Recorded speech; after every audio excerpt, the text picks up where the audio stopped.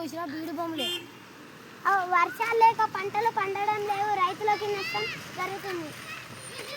అవును, వర్షాలు లేక మనకు పంటలు అన్నీ ఎత్తిపోతున్నాయి. మనకు ఆహారం ఎలా? అవును, మనకి వర్షం లేకపోతే జంతువులకు, పక్షులకు, జీవులకు తానికి నీరు ఎలా?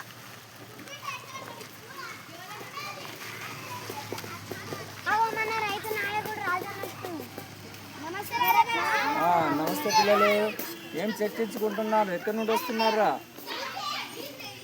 బడి నుంచి వస్తాడు, ఇక్కడ చూసిన బీడు బొమ్మలో కనిపిస్తున్నాడు. వర్షాలు లేక పంటలు పండడం రైతులకి నష్టం కలుగుతుంది కదా. అవును, మనకు వర్షాలు లేకపోతే ఎలా? అవును, మనకి వర్షాలు పడకపోతే జంతువులకు,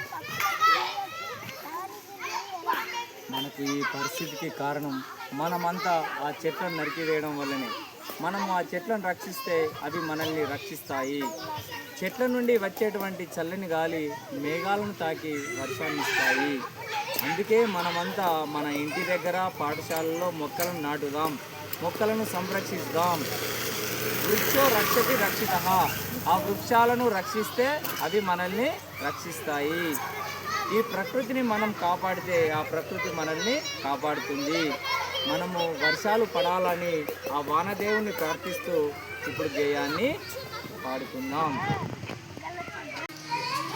వానల్లు కురవాలి వానదేవుడా, వరిచేళ్ళు పండాలి వానదేవుడా, నల్లని మేఘాలు వానదేవుడా, సల్లంగా కురవాలి వానదేవుడా, తూర్పు దిక్కున వానదేవుడా, తుల్లి తుల్లి కురవాలి వానదేవుడా, సాటంగా మబ్బు పట్టి వానదేవుడా, వర్షంగా మారాలి వానదేవుడా, చుక్క చుక్క నీరు చేరి వానదేవుడా, మాకు ఆసరవ్వాలి వానదేవుడా, మా ఊరి కుంటలు వానదేవుడా, మక్కడై దుంకాలి వానదేవుడా, చెరువులన్నీ నిండాలి వానదేవుడా, అల్లులై పారాలి వానదేవుడా, పెద్దలంతా కలిసి వానదేవుడా, కాలువలను తవ్వాలి వానదేవుడా, బీడు భూములన్నీ వానదేవుడా, వీరాన తవ్వాలి వానదేవుడా,